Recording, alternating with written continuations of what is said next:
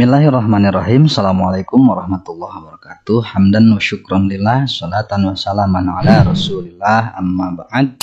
Anak-anakku sekalian yang semoga Allah muliakan, pada pertemuan kali ini Bapak akan memberikan materi mengenai objek IPA dan pengamatannya. Tetapi sebelum masuk ke materi, Bapak akan selalu mengingatkan tentang protokol kesehatan mengenai COVID-19. Yang pertama, kita harus selalu menggunakan masker. Jadi, kalau kita terpaksa bepergian, maka gunakanlah masker. Jangan lupa, kita harus memakai masker. Kemudian yang kedua, kita harus menjaga jarak atau physical distancing. Minimal itu dengan jarak 2 meter menurut panduan dari WHO atau 6 kaki. Dan kemudian kita tidak boleh masuk kerumunan atau bahkan membuat kerumunan, yang kita kenal dengan istilah social distancing. Kemudian kita harus membiasakan mencuci tangan dengan sabun selama 20 detik. Jadi kalau misalnya kita bepergian ke sebuah tempat, jangan lupa setelah selesainya kita harus mencuci tangan kita selama 20 detik. Dan kemudian yang terakhir, kita harus mengkonsumsi makanan yang bergizi. Makanan bergizi ini tidak harus selalu mahal, karena banyak di pasar-pasar tradisional makanan bergizi yang harganya murah meriah. Baik anak-anakku sekalian, kita mulai pembelajaran ini dengan membaca basmalah bersama-sama. Bismillahirrahmanirrahim.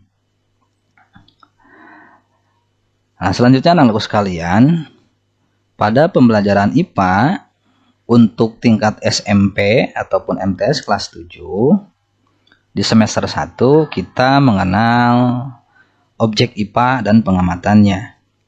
Bab 1 itu adalah objek IPA dan pengamatannya. Itu ya. Nah, apa sih objek dalam IPA? Nah, objek dalam IPA adalah segala benda yang ada di alam dan interaksinya satu sama lain. Nah, itu adalah objek dalam disiplin ilmu pengetahuan alam. Nah, kemudian ada penggolongan di dalam ilmu pengetahuan alam.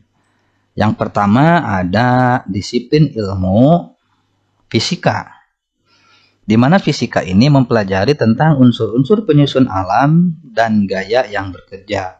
Kemudian ada kimia yang mempelajari penyusunan dan perubahan zat.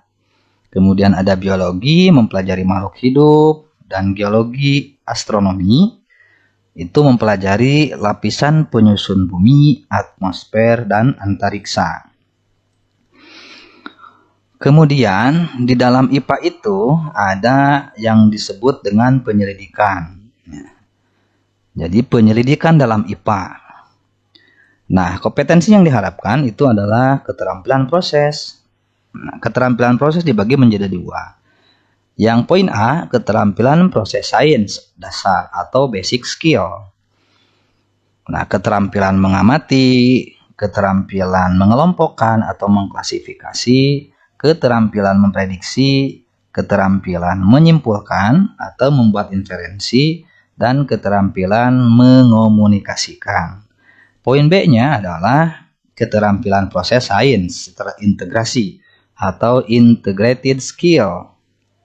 Yang pertama, merumuskan masalah, kemudian mengidentifikasi variabel, mendeskripsikan hubungan antar variabel, mengendalikan variabel, mendefinisikan variabel secara operasional, memperoleh dan menyajikan data, menganalisis data, merumuskan hipotesis, merancang penelitian, dan melakukan penyelidikan atau percobaan.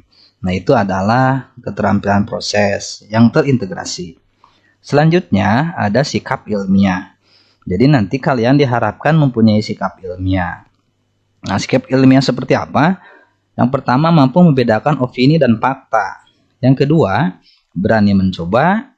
Kemudian jujur, teliti, selalu ingin tahu, objektif. Selanjutnya yaitu mau bekerja sama, kemudian terbuka dan fleksibel, bertanggung jawab, ulet dan gigih, dan mensyukuri karunia Tuhan. Jadi itu adalah keterampilan-keterampilan yang harus dimiliki oleh siswa ataupun siswi setelah mempelajari mata pelajaran IPA. Itu adalah kompetensi yang diharapkan. Baik anak-anakku sekalian, pada video yang singkat ini sengaja Bapak rangkum supaya lebih bisa dipahami,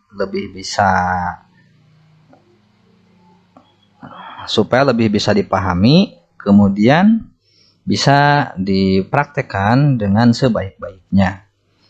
Nah, itu saja barangkali yang bisa disampaikan. Bapak doakan semoga homeschoolingnya atau belajar dari rumahnya tetap semangat, menyenangkan, gembira, kemudian insya Allah barokah.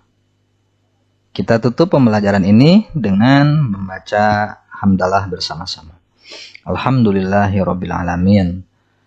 Wallahul muwaffiq ila aqwamit thoriq. Assalamualaikum warahmatullahi wabarakatuh.